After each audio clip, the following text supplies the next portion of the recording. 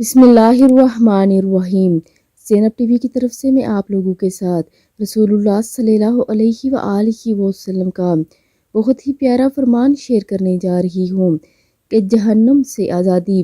رسول کریم صلی اللہ علیہ وآلہ وسلم کا ارشاد ہے کہ جب تم مغرب کی نماز سے فارغ ہو جاؤ تو ان کلمات مبارک کو پڑھو: اللہم اجرنی من النار، 7 مرتبہ کہو، کیونکہ جب تم یہ کلمات کہو گے اور اگر اسی رات تمہارا انتقال ہو گیا تو تمہارے واسطے جہنم سے آزادی کا ایک پروانہ لکھ دیا جائے گا۔